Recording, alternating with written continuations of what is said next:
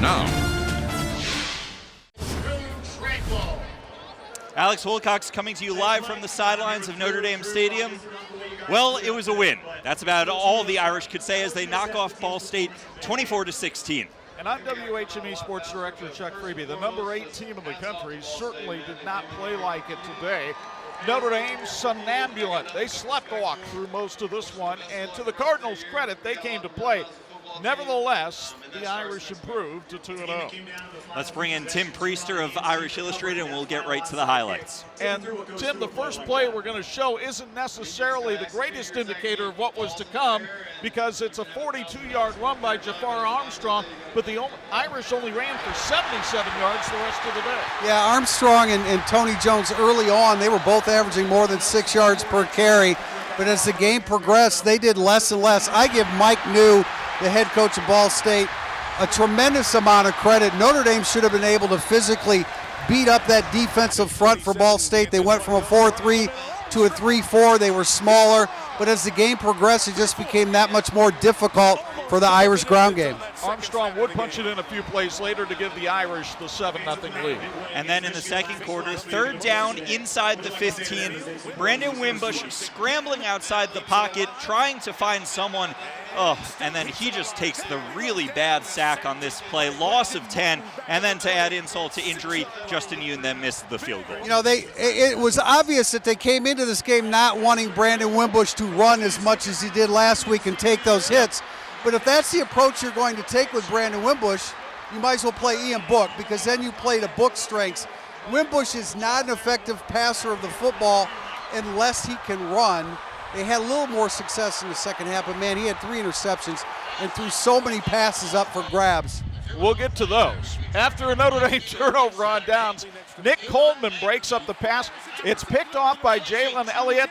A shocker, a safety makes an interception for the first time since 2016. I spoke with Jalen Elliott earlier this week and talked to him about that streak of safeties not making interceptions.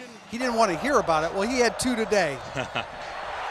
The Irish take advantage of the turnover. On the very next play, Tony Jones Jr. bursting through the line and running to daylight. A 31-yard touchdown run gives Notre Dame the 14-3 lead midway through the second. Tim, Tony Jones showed some nice burst today. He did. He showed burst on that play, and as I said, as the game progressed, it became that much more difficult for the running backs. And I think the inexperience at running back, it showed a little bit today, but the offensive line's got to get more push against a front like that. That is not a big front. And it was not just the youngsters that struggled on the offensive line today. Bars and Mustafer didn't have their best games either. Yeah, in reviewing Mustafer last week, he struggled against Michigan, which is understandable, but I don't think he's off to a really good start, whereas Alex Bard played probably his best game in Notre Dame uniform last week. 5.5 left in the half. Wimbush looking deep, but he takes a huge hit here and is intercepted by Josh Miller. That would lead to a Ball State field goal to cut the deficit to 14-3. And equal parts the offensive line that we just talked about, Tim, but then Wimbush threw some balls up for grabs today. Yeah, he really did. And when you look back at last year when he had 6 interceptions, obviously he could have had a lot more when you consider how many he threw up for grabs. He's paying for it already now. He has 4 interceptions in 2 games. The Irish were up 14-6 at the half, but then on Ball State's first drive of the third quarter, we talked about it earlier, Jalen Elliott comes up with his second pick of the day. Notre Dame then marched down the field from there and punched it in with Tony Jones's second touchdown of the game to make it 21-6. After that, though, Notre Dame really kind of shut down. They did, but you know, the credit goes to Notre Dame's defense today. We thought they might be the unit that would really struggle, but their 2 red zone holds in the first half where they held Ball State to field goals, that was critical. They did really a great job, and Ball State ended up having over 90 plays. Give Notre Dame's defense credit for hanging in there because they played a lot more than they thought they would have to today. Well, that's the interesting thing. I look at the stats and I see Riley Neal threw the ball 50 times today, and he threw for less than 200 yards. It's really hard to believe. When you look at the numbers, take the interceptions out of it and just look at pass completions, the percentage, and yardage. You would think that Wimbush had the better day, but I don't think anybody's going to come out of here feeling that way. Riley Neal is a very good quarterback. I can guarantee you Ball State is not going to go 2-10 this year. That's a pretty good team. As long as he stays healthy. Yeah. Right. And they definitely looked a lot better. But how concerned are you now with that offensive line? Obviously, last week against Michigan is understandable, but as you said, they should have been able to bully this defensive line today. Cohesion takes time, and fortunately they had cohesion for 3 touchdown drives in the first half last week. But other than that, they had difficulty in today. Again, I've got to go back to Mike New and what David Elson, their defensive coordinator, did. They were outstanding today, and they moved to a 3-4 because they didn't have any size. So you would have expected Notre Dame's offensive line to beat them up. I think it is a concern. I think going into the year we thought it was a concern. Not all the questions were answered last week. Now you move on to Vanderbilt, still looking for that chemistry up front. Well, let me ask the question that a lot of Irish fans have. Is there a quarterback controversy right now? Well, the other quarterback didn't really play, so it wasn't like Book came in and sparked them and you have a decision to make. I wouldn't say there is one yet, but you have to play to the strengths of your starting quarterback if you're going to use them. And I think we saw today that there were some instances where Ian Book probably could have settled their offense down a little bit. He has such great throwing mechanics and has a really good understanding of where people should be. Wimbush just throws it up for grabs at times, just hoping something happens because he has a couple big receivers out there. Tim, thanks so much for joining us. Really an Irish loss pretty much everywhere except for the scoreboard. Notre Dame, crazy to say it, but lucky to come out of this one with the bottom win. line, you need to be 2-0 today, and it was ugly. And you could have been 1-1 after this week if you hadn't come through last week. They came through big. 2-0, moving on to Vandy. Vandy will give them a bit of a challenge, but that's not a real solid football team right now. Notre Dame just excited to put this one behind them, move on to next week against Vanderbilt. Tim Prister, thanks so much for joining us. Thank you. And you can subscribe to Irish Illustrated, the #1 source for Notre Dame sports online. Just head to irishillustrated.com and click on Join to find the best plan for you. Well, today marks the first time Ball State and Notre Dame played each other in football. News Center 16's Megan Smedley joins us now with a quick little transition over there on the other side to tell us how many families had to pick a side today. Yeah, guys, only 145 miles separate the two schools, so this game brought family and friends of all ages to South Bend. Christmas is still 4 months away, but there was a little bit of red and green sprinkled throughout Notre Dame Stadium. It was mostly parents that were Ball State alums bringing their kids to South Bend.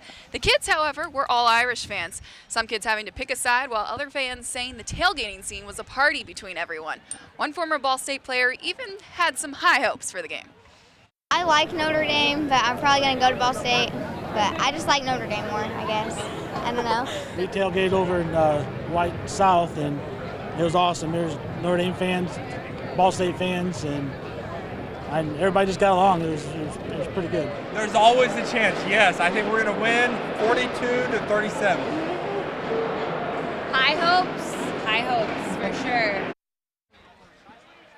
And I gotta say, guys, it was really cool to see the families kind of battling out in this makeshift rivalry they made up for today. And I did speak with one usher who works here at Notre Dame, but he was a Ball State alum, so he was fighting not to root for both teams here. Hey, we've got a lot of Ball State alums on our staff here at WNDU, so we've been hearing about this game all week. Definitely a fun rivalry between the two. For sure, yeah. And for the Irish, they get revenge on basketball season when Right. Ball State knocked them off. I'm sorry, Mike Bray, to bring that up. That does it from here at Notre Dame Stadium for now. We'll be back during the sports segment, but let's go back to the WNDU studios. Plenty of news going on in Michiana today. Well, welcome back to the sidelines of Notre Dame Stadium. I'm Alex Wilcox, joined here by WHME Sports Director Chuck Freeby. Irish fans probably not feeling so great right now after Notre Dame barely survives against Ball State 24-16. But hey, Irish fans, you guys could be Purdue. Purdue playing Eastern Michigan this afternoon at home. The Eagles came to play in a big way in the first quarter. Eastern Michigan quarterback Tyler Wiegers throws the ball in the direction of Matthew Sexton, and he literally snatches the ball out of thin air and takes it the distance. He goes untouched for 75 yards. An incredible catch and run for Sexton, and Eastern Michigan takes the 7-3 lead. fast forward all the way to the fourth quarter. Eagles running back Breck Turner splits the defense and rushes into the end zone for the touchdown. It was a 9-yard score for Turner. That makes it 17-12, Eagles out on top. But just 1 minute later, the Boilermakers strike.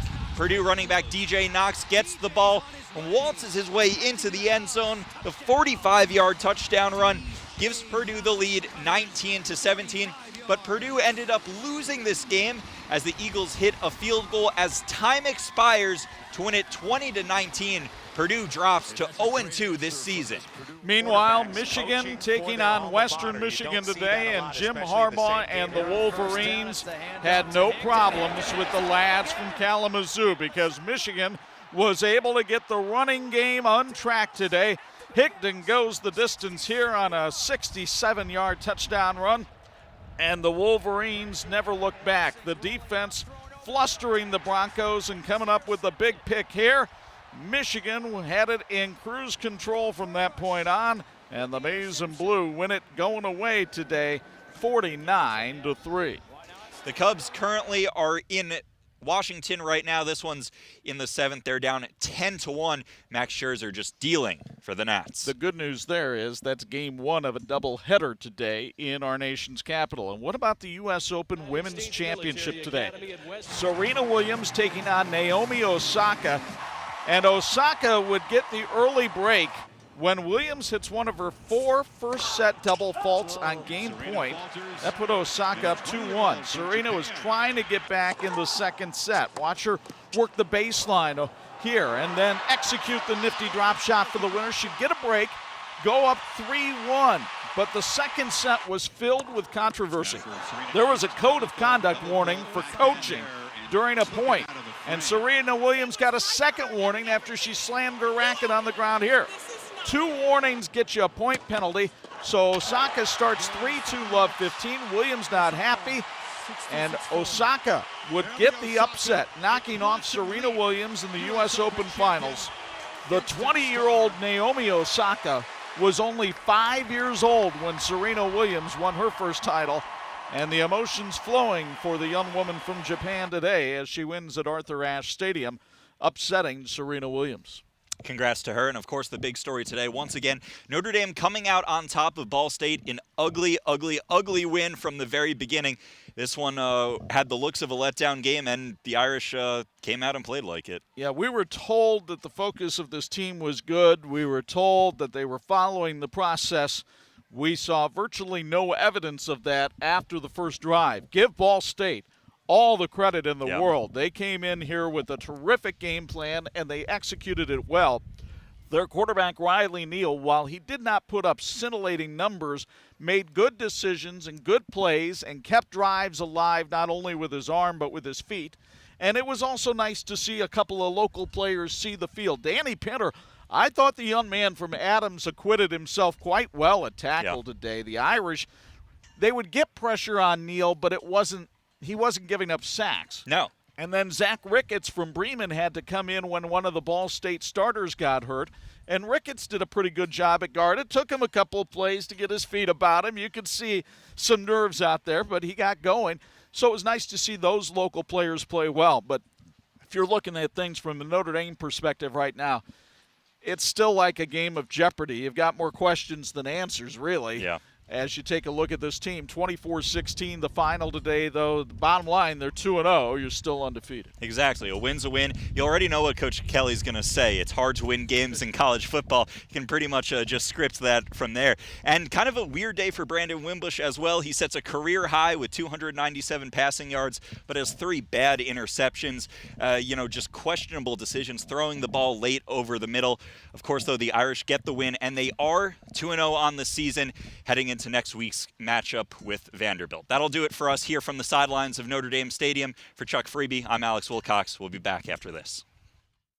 We have our RPOs, and the defense that they played prompted me to throw the ball out.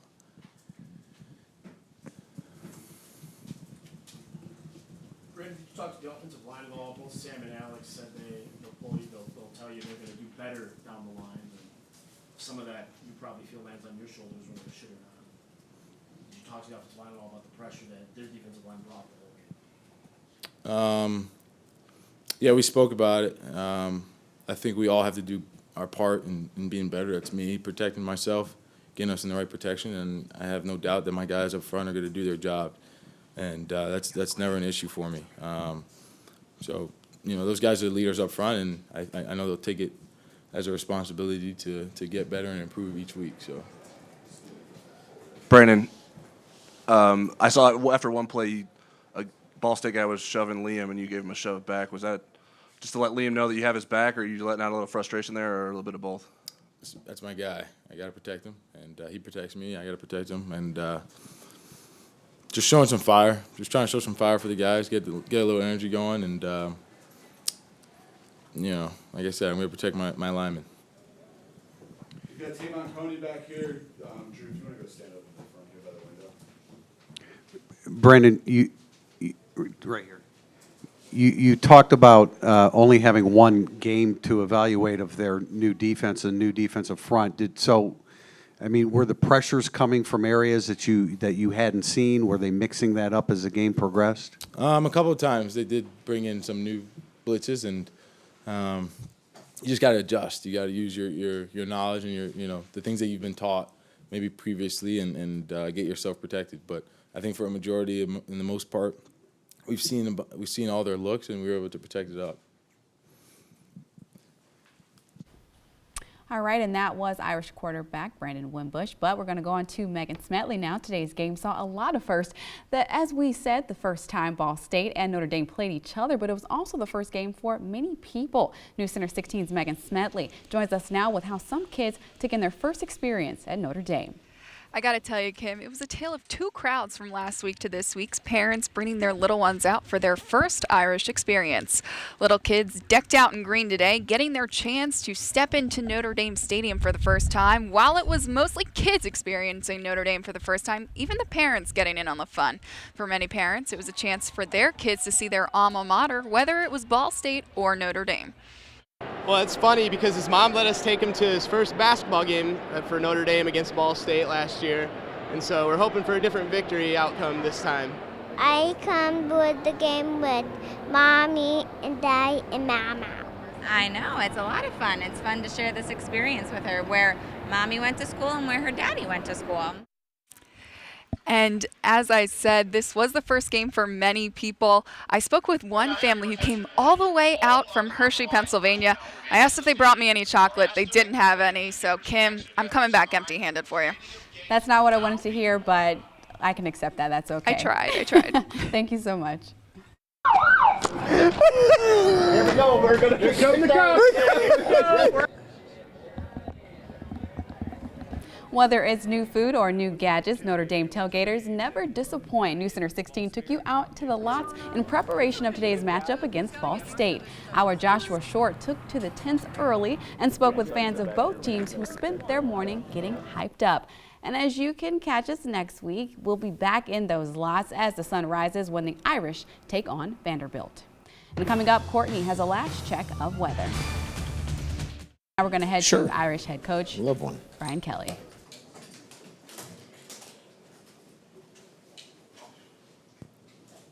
Well, we're happy to win the game. This is about winning games, and that'll be our second win. And winning for us is what the goal is each and every week. So we accomplish that. Now, let's look at the things that we have to do. Which there's a number of things we have to do better.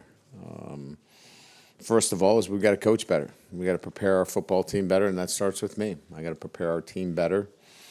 I think Ball State did a great job of coming into this game and doing exactly what they needed to do. Possess the football. I think they had 90-something plays. Ball control. They ate up clock. They did the things necessary to be in a position to compete, and they did a great job. Their preparation was great. Their coaching was better.